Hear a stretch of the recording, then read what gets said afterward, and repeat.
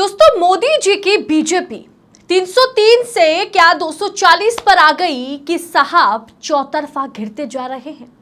व्यापम घोटाले के मामले में सुप्रीम कोर्ट ने कृषि मंत्री और 4 बार मध्य प्रदेश के मुख्यमंत्री रहे शिवराज सिंह चौहान पर नकेल कसने की तैयारी में सुप्रीम कोर्ट जुट गया है।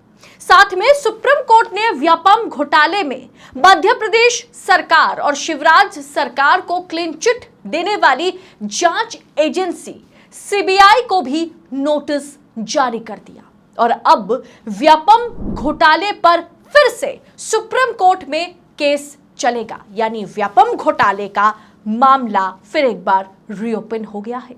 पूरा माजरा क्या है, किस तरीके से व्यापम का भूत मोदी, शाह, बीजेपी सरकार और शिवराज पर सवार होने वाला है, बताएंगे आगे आपको, तो वीडियो को आखिर तक देखिएगा।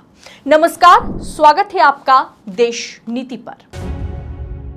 देश नीति, केवल सच्ची और पक्की खबरें। दोस्तों, व्यापम का भूत एक बार फिर बाहर आ गया है, जिससे वर्तमान केंद्रीय मंत्री और 4 बार मध्य प्रदेश के मुख्यमंत्री सीएम रहे शिवराज सिंह चौहान मुश्किलों में घिरते नजर आ रहे हैं।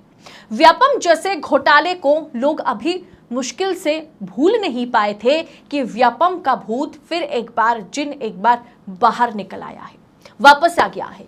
कांग्रेस के पूर्व विधायक पारस सकलेचा ने याचिका पर दाखिल की और सुप्रीम कोर्ट के न्यायाधीश संजीव खन्ना और न्यायाधीश जस्टिस संजय कुमार ने मध्य प्रदेश सरकार और तत्कालीन मुख्यमंत्री शिवराज सिंह चौहान को क्लीन चिट देने वाली जांच एजेंसी सीबीआई को नोटिस जारी करके तलब कर दिया, यानी व्यापम का केस फिर एक बार रीओपन हो गया।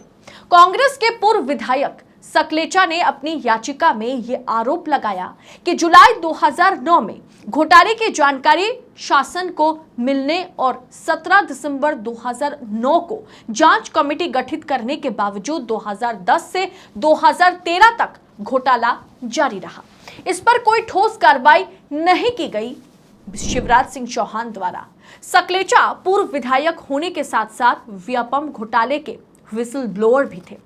दोस्तों, आपको बता दें कि व्यापम घोटाले के तत्कालीन मुख्यमंत्री शिवराज सिंह चौहान, उनके पास चिकित्सा शिक्षा विभाग भी था, यानी हेल्थ डिपार्टमेंट उनके अंडर था।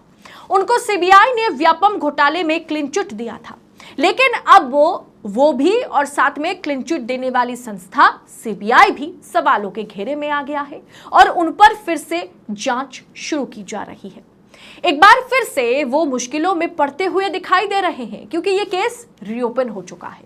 सकलेचा ने आवेदन में कई दस्तावेजों का, कई डॉक्यूमेंट्स का हवाला देकर आरोप लगाया कि सीबीआई तथा एसटीएफ स्पेशल टास्क फोर्स ने व्यापम फर्जीवाड़े की जांच में काफी लीपापोती और लापरवाही की और अनेकों महत्वपूर्ण डॉक्यूमेंट्स को जांच में शामिल ना कर बड़े लोगों को बचाने का प्रयास किया। और उन्होंने जैसे ही ये आवेदन सुप्रीम कोर्ट के सामने रखा और 2 जजों की बेंच को इस केस पर सुनवाई करते दौरान 2 जजों की बेंच ने सीबीआई को और शिवराज सिंह चौहान के सरकार को तलब कर दिया, नोटिस भेज दिया।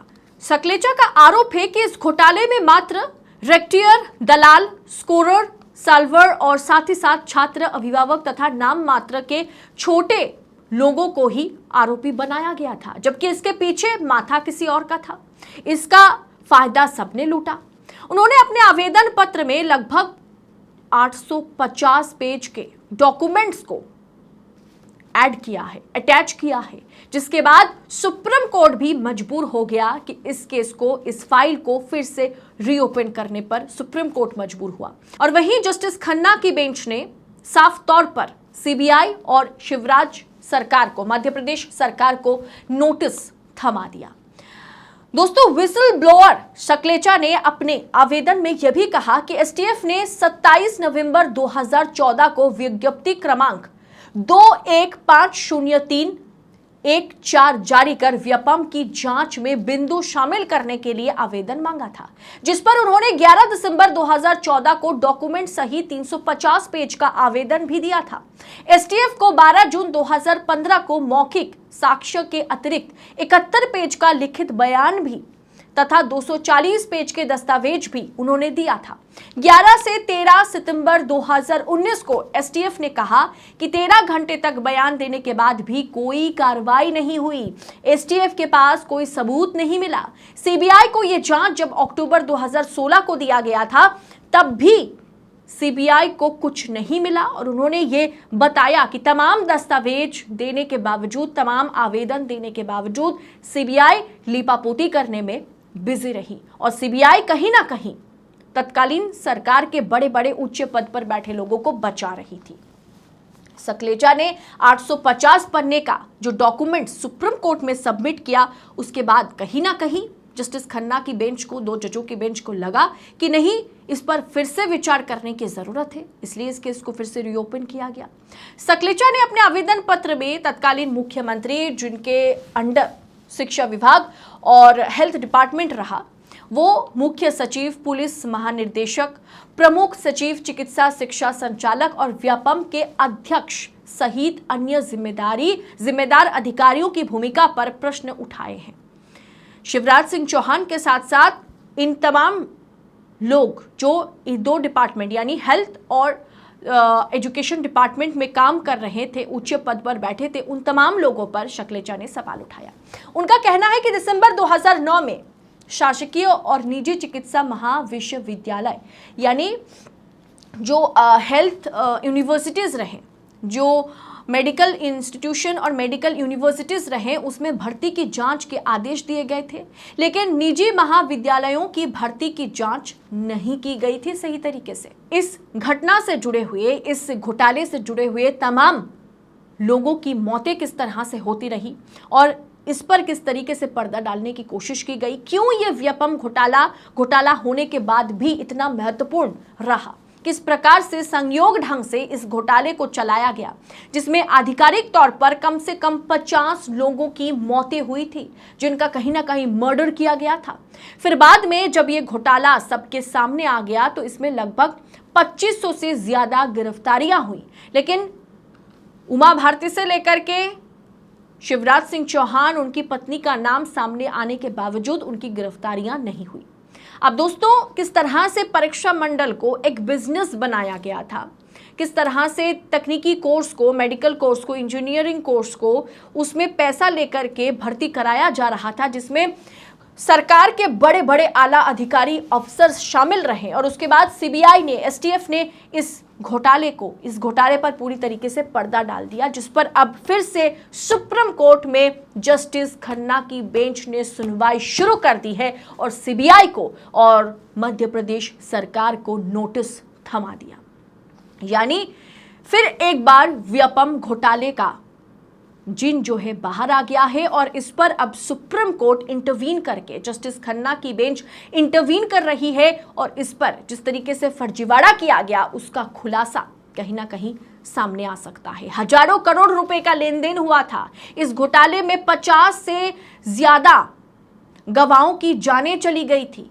जांचकर्ता, व्हिसल ब्लोअर की रहस्यमयी तरीके से मौतें हुई थी, सड़क हादसा, डूबने से मौत, कथित तौर पर आत्महत्या, हार्ट अटैक, इन तमाम तरीके से लोगों की जानें गई थी जो इसके ऊपर गवाह देने वाले थे, जो शायद इसका खुलासा करने वाले थे।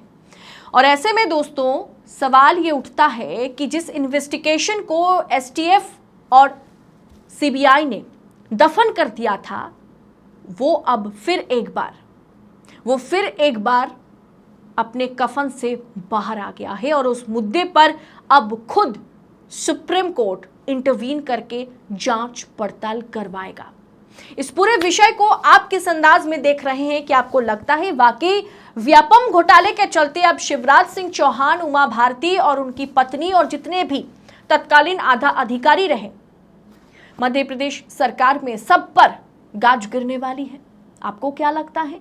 आप अपनी राय कमेंट कर हमारे साथ जरूर शेयर कीजिएगा। बाकी ऐसी तमाम खबरों को देश नीति आप तक पहुंचा सके, ऐसी खबरों से आपको रूबरू करा सके, इसके लिए चैनल को सब्सक्राइब जरूर कीजिएगा, क्योंकि हमें किसी और चीज की जरूरत नहीं है, बस आपकी सपोर्ट की जरूरत है, क्योंकि देश नीति स्वतंत्र तरीके से पत्रकारिता आपके बदौलत कर पाता है। बहुत बहुत शुक्रिया। मिलती हूँ अगले वीडियो में, तब तक के लिए अपना ध्यान रखिएगा। जय हिंद, जय भारत।